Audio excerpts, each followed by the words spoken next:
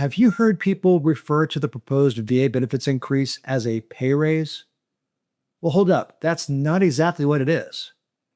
Today on Vets with Benefits, we're setting the record straight on COLAs versus pay raises, and we'll talk about that proposed increase that's sitting in Congress right now. Stick around. This one's important.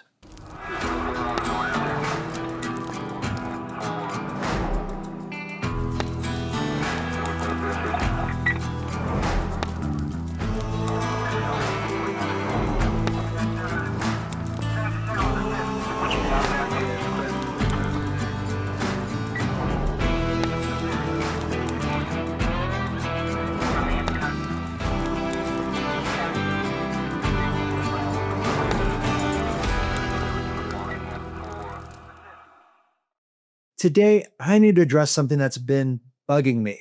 And frankly, it's something that could confuse and mislead veterans. I've heard people refer to the annual VA disability compensation increases as a pay raise. And while I understand why people might use that term, it's inaccurate. And the distinction matters. Now, I want to be clear. I am not criticizing people who use the term pay raise. Sometimes language gets used loosely.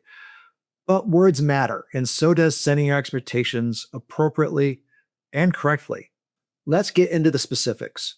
This information is accurate as of August 14, 2025.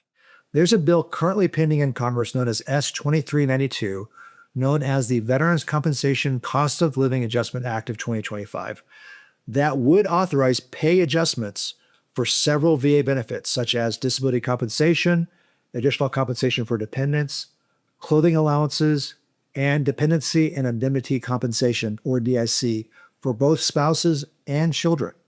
That's the good news. More money in our pockets if Congress passes that bill. But let me break this down for you. That bill does not authorize a pay raise. It would authorize a cost of living adjustment, or a COLA. Now you might be thinking, Todd, what's the difference? More money is more money, right? Well, yes and no. Before I go further, I'd like to thank Venus Legal for its sponsorship of this podcast. If you or anyone you know needs help with their VA compensation claims, give them a call at 1-508-205-2503 or go to venuslegal.com. That's VETUSLEGAL.com. And let them know you heard about them here on the Vets with Benefits podcast. Look, I understand why some people call it a pay raise.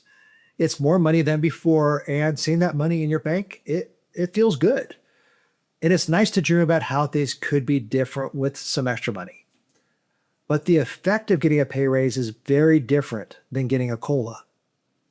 A pay raise means you're actually getting an increase in your compensation, more buying power, more value, not just more money in the bank.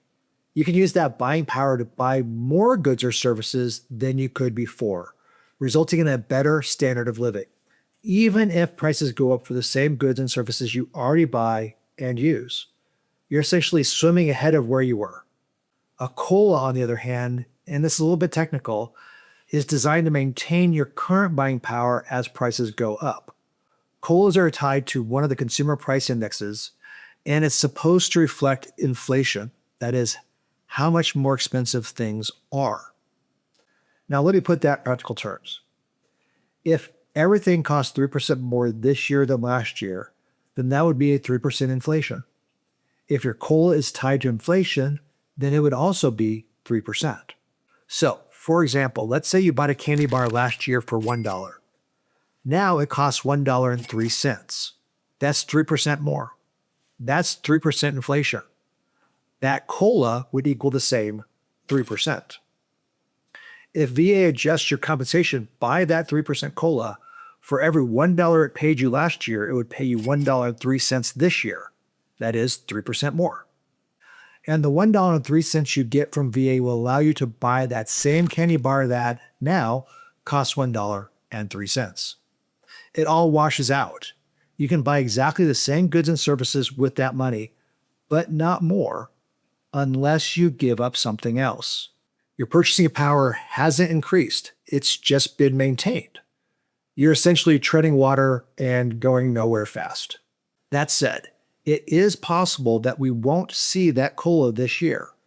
If not, then your purchasing power would diminish by the rate of inflation. That $1 paid to you last year from VA, unadjusted by the COLA, would be the same $1 next year.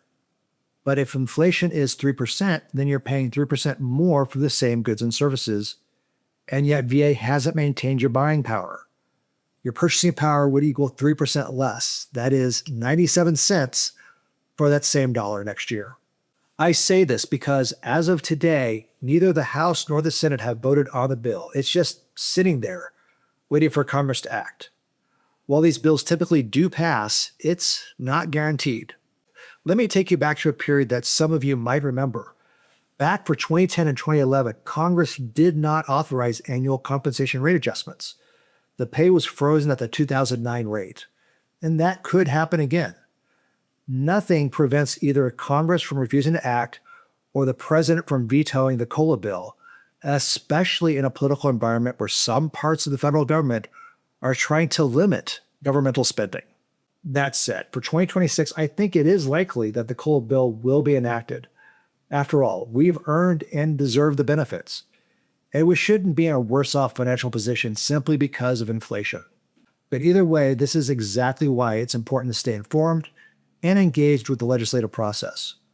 We need to be aware of what's happening in Congress, especially when it comes to our benefits. And Congress needs to hear from us whether it should or should not pass the COLA bill for 2026. So, regardless of the COLA, if you want to increase your financial position, what can you do for yourself? You need to look at other strategies. Maybe that's pursuing additional VA benefits you're entitled to. Maybe it's vocational rehabilitation to build new job skills. Maybe it's increasing your disability rating if your conditions have worsened. Or maybe it's building both active and passive income streams outside of your VA compensation. Of course, not everyone can do these things. Some vets are totally disabled. But for the rest of us, options do exist. Look, veterans always need to validate what we're being told, even by people like me, so that we truly understand our benefits so that we can make the right decisions for ourselves. You're part of the growing Vets with Benefits community, and I want to hear from you. Did you learn anything new? Have you been following the COLA bill? Are you concerned that the bill might not pass or get vetoed? Or is there another topic you'd like for me to discuss?